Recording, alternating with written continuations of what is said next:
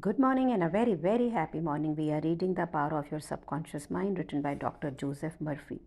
और हमने पिछले ऑडियो वीडियोस के अंदर ये स्टडी किया कि किस प्रकार हम अपने जीवन साथी को चूज़ कर सकते हैं, किस प्रकार डिवोर्स को अवॉइड कर सकते हैं, किस प्रकार से हम अपने रिलेशनशिप्स को आगे लेके जा सकते हैं। तो चलिए एक बार इसको जो भी हमने स्टडी किया उसको एक बार रिवाइज कर लेते हैं। सो पेज नंबर 201 पे द बुक सेज कि जितने भी मैरिटल यानी शादीशुदा में ये ना खुशियाँ होती हैं ना, उसका कारण है कि हमें हमारे मेंटल और स्पिरिचुअल सिद्धांतों के बारे में मालूम नहीं होता है। अगर आप इकट्ठे साइंटिफिकली बताए गए तरीके से प्रे करें तो आप जीवन में पूरे जीवन खुशहाल रहेंगे। और डिवोर्स को प्रिवेंट करने का टाइम कब है? इवन शादी से पहले। अगर आपको ये मालूम हो कि भाई मेरे प्रे करने से या मेरे सबकॉन्शियस माइंड का आधार लेने से मुझे राइट व्यक्ति ही मेरे जीवन में मिलेगा, तो जब राइट व्यक्ति मिलेगा तो फिर कोई चांस नहीं ना डिवोर्स का। सो पहले से ही तो अपने बच्चों को, या आप लोग अगर वेडिंग की शादीशुदा की उम्र में हैं तो आप पहले से मैनिफेस्ट करें जैसा पार्टनर आप चाहते हैं। आप जैसा चाहते हैं वो तो गचर पचर हो सकता है, लेकिन अगर आप ये बोलें कि ऐसा पार्टनर जो मेरे लिए बिल्कुल राइट है, यूनिवर्स के साथ में उनसे प्रे करें कि वो मेरे सुख दुख का साथी है और मैं उसके लिए बिल्कुल अप्रोप्रिएट हूँ, वो मेरे लिए बिल्कुल अप्रोप्रिएट है, ऐसे प्रे करना है आपको। तो मैरिज है क्या? मेरे मैरिज है एक पुरुष और एक स्त्री की बॉन्डिंग की बाय लव, जहाँ पे दिल एक होके बिल्कुल धड़कते हैं, वो लाइफ के अंदर आगे जाते हैं, प्रोग्रेस करते हैं और अल्टीमेटली भगवान की तरफ जाते हैं। कोई भी शादी गारंटी नहीं दे सकती है कि हैप्पीनेस होनी है, खुशी होनी है। खुशी किस में मिलती है? खुशी उसमें मिलती है कि शाश्वत सच ये है कि हम भगवान की तरफ और स्पिरिचुअल वैल्यूज़ को अपनी ज़िंदगी के अंदर रखें। हम अगर ऐसा करते हैं तो ही एक पुरुष और स्त्री, man and woman, can contribute एक दूसरे की हैप्पीनेस और जॉय में। आप किस प्रकार से एक अपने लिए सही जीवन साथी चुन सकते हैं?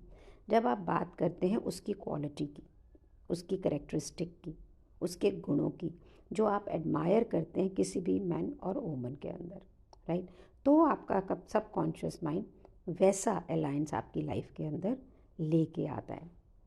आपको अपनी सोच के अंदर, मेंटालिटी में वैसा ही मैरिज पार्टनर को सोचना होगा। अगर आप एक ईमानदार, सिंसियर, लविंग पार्टनर अपनी ज़िंदगी में चाहते हैं ना, तो आपको खुद को भी ईमानदार, सिंसियर और लविंग होना पड़ेगा। आप ये सोचो मैं तो कुछ ना करूँ, वही मेरे लिए सब कुछ करे, तो ये तो नहीं होगा ना। जब भी आपको ये विश्वास होता है ना कि आपको वैसा जीवन साथी मिलेगा जैसा आप आइडियलाइज करते हो, तो वो आपके जीवन में आता ही विश्वास कि हाँ मेरे जीवन में तो ऐसा होगा ही, तब आप एक आइडियल पार्टनर को मेंटली एक्सेप्ट करते हो। Then it happens in your life. तब आप जैसे व्यक्ति के लिए प्रार्थना करते हैं वो आपको ज़रूर से मिलता है, क्योंकि सबकॉन्शियस माइंड को तो आदत है, उसमें ताकत है कि वो हर मिशन को कैरी कर सके। आपको उसको कोई असिस्ट करने की ज़रूरत नहीं, सिर्फ आपको मेंटली उस स्पेस में रहना है। और आप ये भी समझ लीजिए, अगर आपने अपने जीवन साथी के प्रति कोई ग्रजेस, कोई इल विल, कोई हॉस्टिलिटी रखी, तो आप डिवोर्स की तरफ अपने आप ही जा रहे हो, चाहे आप चाहो या नहीं चाहो, क्योंकि आप अपने माइंड में सिर्फ उसकी गलतियों को देख रहे हो। तो जब हम शादी करते हैं तो कैसी कस्में खाते हैं कि मैं प्यार बढ़ाऊंगा, मैं उसको मान करूंगा, उसका सम्मान करूंगा, अपने जीवन की संगनी या साथी बना के रखूंगा। तो इसको हमेशा आपको याद रखना है। तो जो हम एक डर का एक पैटर्न अपनी शादी के अंदर लेके आते हैं, उसको आप बाहर करें, उसको लेट गो करें और प्रोजेक्ट क्या करना है? प्यार, शांति, हार्मनी, गुडविल। सो आप ये देखेंगे कि आपकी शादी जो बहुत ही खूबसूरत और वंडरफुल होगी साल भर साल। जैसे ही आप अपनी रिलेशनशिप के अंदर शांति, गुडविल रेडिएट करेंगे एक दूसरे के प्रति, ये वाइब्रेशन आपका सबकॉन्शियस माइंड लेगा और वहाँ से क्या होगा? म्यूचुअल ट्रस्ट है, अफेक्शन है, रिस्पेक्ट है। तो ये पार्टनर लोग नैक क्यों करते हैं? कई बार आपने सुना नहीं, मैं तो इनसे बहुत प्यार करती हूँ, लेकिन टिक टिक टिक टिक टिक टिक टिक लगाया होगा, तो मैं अपने बहुत प्यार करता हूँ, पर झाड़े रहता है उसको। ऐसा क्यों हो सकता है? इसका एक कारण ये भी हो सकता है कि आपको अपने पार्टनर की अटेंशन की ज़रूरत है, आप उसका ध्यान चाहते हैं, या अगर आपके कोई पार्टनर आपसे ऐसा कर रहा है तो उसको आपका ध्यान चाहिए। उसे प्यार चाहिए या उसे अफेक्शन चाहिए। इस समय उसकी कोई बड़ाई करना, उसके अच्छे चीज़ों को शो करना, उन्हें ये बताना कि आप उन्हें प्यार करते हैं, उन्हें अप्रिशिएट करना, तो that will be bonding the relationship. जो पार्टनर एक दूसरे को प्यार करते हैं ना, तो वो उन्हें ना घृणा वाले शब्द नहीं बोलते हैं। उनके एक्शंस के अंदर, उनके मैनर्स के अंदर प्यार ही होता है, क्योंकि वो प्यार रियलिटी में कर रहे होते हैं। जितनी भी ये शादीशुदा ज़िंदगी की प्रॉब्लम होती है, उसमें आप हमेशा एक्सपर्ट एडवाइस ले लेते हैं, लेना चाहिए। बल्कि जैसे कि अगर दांत में दर्द है तो डेंटिस्ट के पास जाओगे ना, तो आपको अपनी शादी की प्रॉब्लम्स रिलेटिव्स, फ्रेंड्स, इधर उधर इनसे काउंसिल नहीं करनी है। आपको ट्रेंड व्यक्ति के पास जाना है, जो कि इस चीज़ के लिए ट्रेंड हो, जैसे लोग जोसेफ के पास में आते हैं। तो कभी भी आप दूसरे पे, अपने जीवन साथी पे हावी होने की कोशिश ना करें। ये अटेम्प्ट हमेशा बेवकूफ़ी भरी होगी, ये आप समझ लें। और दूसरे के आत्मसम्मान को, उसके मान को आप तोड़ते होंगे, वो इसका कोई फ़ायदा नहीं है। फिर उससे क्या होगा, अंदर रिजेंटमेंट, चिक चिक, उससे फिर शादी की बॉन्डिंग थोड़ी बननी है किसी भी हाल के अंदर। हमेशा आप अपनी प्रेयर्स को इकट्ठे करें। आप देखो, अपना हमारे घरों में है ना, हम लोग कीर्तन करते हैं, इकट्ठे होके करते हैं, सुबह आरती करते हैं, सब इकट्ठे होते हैं, करते हैं। तो ये साइंटिफिकली हमारे कल्चर में है।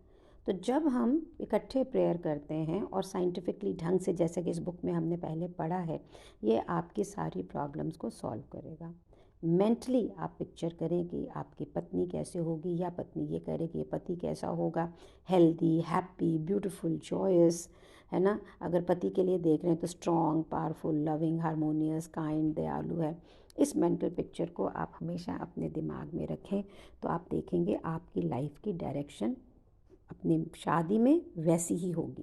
कहने का अभिप्राय ये है कि ऊपर से ये बोलना कि मैं तो प्यार करता हूँ, और फिर चिक चिक चिक चिक करनी कि नहीं, और एक उसको मैनिपुलेट करना कि ऐसी ज़िंदगी जिए तो बेटर है, क्योंकि यही ठीक है। ये सब ना करके अगर हम सिर्फ ये देखें कि हमने प्यार से ज़िंदगी जीनी और वो उस प्यार को एक्सपीरियंस करें, तो आप देखोगे कि बाहर जितनी भी कचर पचर चल रही है, ये सारी ख़त्म होकर लाइफ में रिलेशनशिप बेटर होगा ही होगा। तो चलिए अब चैप्टर नंबर 15 शुरू करते हैं, जिसका टाइटल है कि आपका सबकॉन्शियस माइंड और आपकी हैप्पीनेस, यानी आपकी खुशियाँ। विलियम जेम्स, जो अमेरिकन साइकोलॉजी के, जिन्हें फादर कहा जाता है इन 19th सेंचुरी, उन्होंने फिज़िकल साइंस के आयाम में ना, रियल्म के अंदर बहुत ही बड़ी डिस्कवरी की। और डिस्कवरी यही थी कि किस प्रकार से सबकॉन्शियस माइंड आपके विश्वास से चलता है। हर एक इंसान के अंदर एक ना ख़त्म होने वाला, ना नापा जाने वाला रिजर्वॉयर है पावर का, मतलब एक खजाना है, जो कि दुनिया की हर प्रॉब्लम को दूर कर सकता है।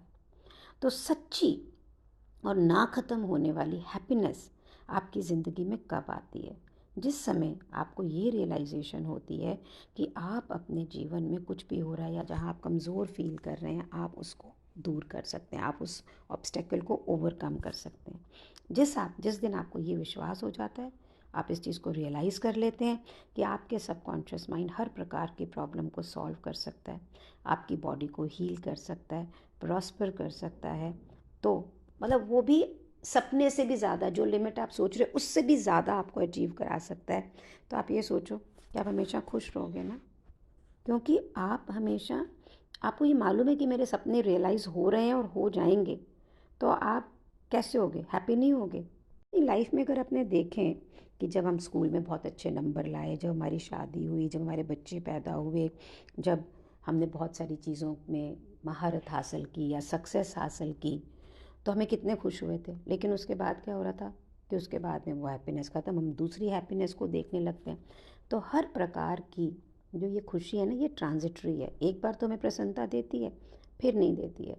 तो एक बुक का प्रोवर्ब है यहाँ पे, whosoever trusteth in the Lord happy is he, कि जो व्यक्ति भगवान की सच्चाई के अंदर विश्वास करता है, उसमें जीता है, वो हमेशा खुश रहता है।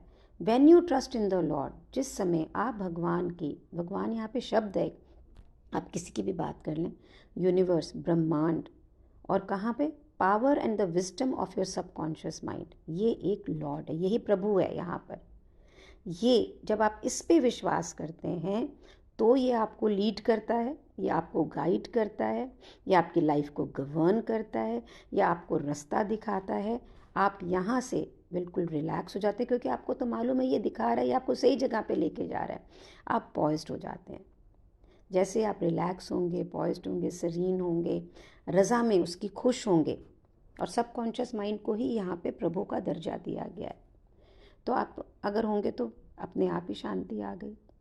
जैसे जैसे आपने प्यार रेडिएट किया, गुडविल सबके लिए सोची, अच्छा सोचा, तो आप क्या कर रहे हैं? आप खुशी का एक सुपर स्ट्रक्चर क्रिएट कर रहे हैं आपकी ज़िंदगी के अंदर। तो निर्माण कर रहे हैं अपनी लाइफ का, कैसे? जहाँ पे खुशी, पीस और गुडविल सबके लिए है। और ये क्यों है? क्योंकि आपको विश्वास है कि मेरे अंदर जो ये सब कॉन्शियस जिसे हम बोल रहे हैं वो प्रभु तो मैं खुद हूँ, प्रभु का प्रभुत्व हूँ। नेविल गोडार्ड या कोई भी आप गीता का भी स्वरूप देखें तो भगवान भी ये बोलते हैं मैं, यानी आप खुद। यहाँ मैं शालिनी हूँ, हम ही के हमारे अंदर है, बाहर कुछ नहीं है हमारे। तो जिस समय हम इस विश्वास के साथ जीवन जीते हैं, हारमोनियसली, प्रेम से भरा हुआ, तो वैसा जीवन हमारे बाहर में आता है। राइट? ठीक है, इसको अगर हम समझ लें, और इसमें ये बुद्धि विलास के लिए नहीं है, ये एक्सपीरियंशियल लेवल पे है, जैसे कि विपाशना बोलती है। अक्ल लगाएंगे ना ज़्यादा, अरे नहीं मैं तो सोचता हूँ नहीं हुआ, तो नहीं होगा। You just have to have faith, emotions attach to it, and then it is created.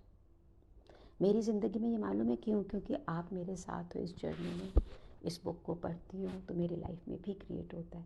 Thank you so much for being in my life. और आप चाहें तो आप बहुत सारे लोगों के लिए इसे क्रिएट कर सकते हैं, और वो इसके लिए आपको ज़रूर थैंक यू बोलेंगे।